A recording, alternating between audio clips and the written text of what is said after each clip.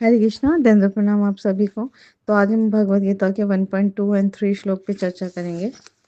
संजय उवाच दृष्ट्वा तु पाण्डवानीकं व्यूढं दुर्योधनस्तथा आचार्यम् उपसंगम्य राजा वचनम् अब्रवीत् पश्यतां पाण्डुपुत्राणाम् आचार्य महतीं च मूं व्यूढां द्रुपदपुत्रेण तव शिष्येण धीमता। अनुवाद बाय श्री प्रभुपाद। श्री प्रभुपाद की जय। संजय ने कहा, हे राजन, पांडु पुत्रों द्वारा सेना की व्यूह रचना देखकर राजा दुर्योधन अपने गुरु के पास गया और उसने ये शब्द कहे, हे आचार्य, पांडु पुत्रों की विशाल सेना को देखें, जिसे आपके बुद्धिमान शिष्य द्रुपद के पुत्र ने इतने कौशल से व्यवस्थित किया है। तो तात्पर्य में श्री प्रभुपाद जी बहुत सुंदर समझा रहे हैं कि धृतराज जो थे, वो जन्म से ही अंधा था, तो उसकी आध्यात्मिक दृष्टि से भी वो वंचित था। तो वो जानता, वो वो थोड़ा भयभीत था कि कहीं पवित्र क्षेत्र, य कुरुक्षेत्र क्योंकि पवित्र भूमि है, तो कहीं दुर्योधन पांडवों से संधि ना कर ले, क्योंकि जो हम पवित्र भूमि का या पवित्र लोगों का जब संग करते हैं तो उस पे बहुत प्रभाव पड़ता है किसी भी व्यक्ति पे। तो इसलिए वो हर कोई उससे प्रभावित हो ही जाता है।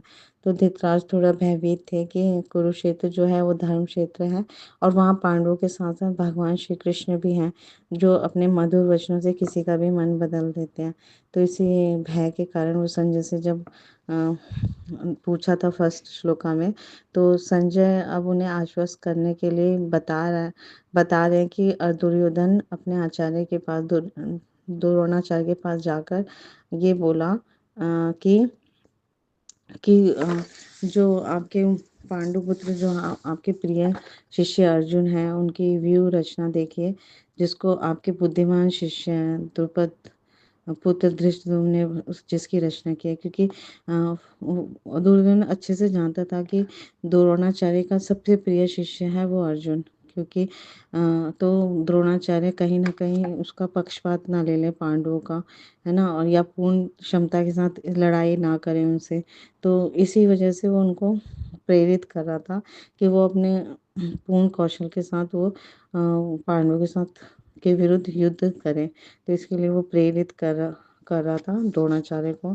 तो और उनको थोड़ा सा वो भड़का भी रहा था कि जिस आप इतने उदार हैं कि आपके मित्र जो द्रुपद के पुत्र धृष्टद्युम्न हैं, वो वो आपके वध के लिए जन्मा था, लेकिन फिर भी जब उनके पिताजी आपको शिक्षा उसको शिक्षा देने के लिए आपके पास लाए थे धृष्टद्युम्न को, तो आपने उनको अपनी सारी युद्ध कौशल की शिक्षाएं दे दी थी, है ना। बिल्कुल भी आपने ये नहीं सोचा कि ये मेरा शत्रु होगा आगे चलकर, तो मैं इसको थोड़ा कम दूं। आप इतने उदार हैं। तो और पांडवों के प्रति भी आप इतना स्नेह रखते हैं, लेकिन पांडवों ने धृष्टद्युम्न को आपके सामने खड़ा कर दिया और उसी से आपने जो जो युद्ध कौशल सिखाया उसी ने व्यूह रचना किया, तो ताकि वो सब के सब मिलकर आपका वध कर सके।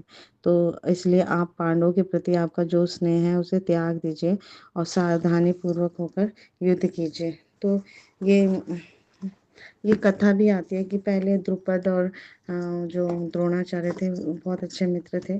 तो किसी कारणवश जब दैववश एक बार गुरुकुल में शिक्षा खत्म होने के बाद द्रोणाचार्य जब पहुंचे द्रुपद के पास, तो उनसे थोड़ा सा राज्य मांगा, क्योंकि हंसी मजाक में द्रुपद ने कहा था जब मैं राजा बनूंगा तो आधा राज्य तुम्हें दे दूंगा। लेकिन ये इस वचन को वो पूरा करने की बजाय उनका अपमान किया कि तुम तो ब्राह्मण हो, तुम मांगने आ गए। ऐसे मित्रता थोड़ी होती है किसी गरीब और अमीर में। तो ये उनको बहुत बुरा लगा। फिर बाद में जब उन्होंने पांडवों को शिक्षा दी, है ना, तो पांडवों से उन्होंने कहा कि आप द्रुपद का राज्य जीत के आओ, जो शिष्य में जीत जाएगा वो मेरा प्रिय होगा। तो पहले कौरव गए थे युद्ध करने द्रुपद से, पर वो नहीं जीत पाए। तो पांच पांडव जब गए युद्ध करने, तो द्रुपद को हरा दिया और उनका सारा राज्य द्रोणाचार्य को भेंट स्वरूप दे दिया गुरु दक्षिणा में। तो द्रोणाचार्य ने वहाँ पे कहा कि अब तुम भिखारी हो और मैं राजा हूँ, तो मैं तुम्हें आधा राज्य देता हूँ। और पर उसमें से एक गाय मैं मांगने आया था अपने पुत्र के लिए, तो एक गाय भी मैं एक्स्ट्रा लूँगा। तो इस तरह से ये थी, ये महाभारत में के इतिहास में मिलता है ये कथा। और फिर बाद में जब द्रुपद ने यज्ञ कुंड से द्रौपदी और धृष्टद्युम्न का जब उनके पुत्र पुत्री हुए, क्योंकि यज्ञ अग्नि से हुए थे, तो दिव्य पुत्री प्रकट हुए।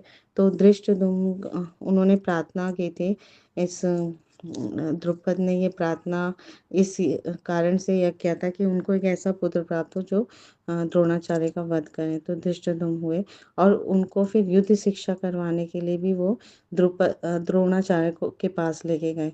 तो द्रोणाचार्य सब कुछ जानते होते हुए भी उन्होंने उसे युद्ध कौशल सिखाया धृष्टद्युम्न को।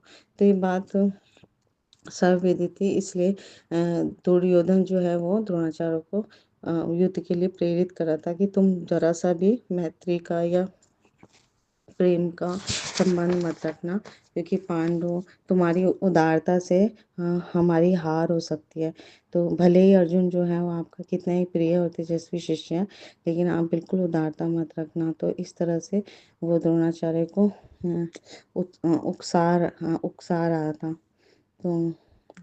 तो आज के श्लोक में हमें काफ़ी कुछ समझ आया और हमें ये प्रेरणा भी मिलती है कि कैसे हमें हाँ, जो अधार्मिक लोग होते हैं वो किस तरह से हमें उकसाते हैं गलत चीज़ों के लिए, पर हमें हमेशा धर्म का साथ देना चाहिए।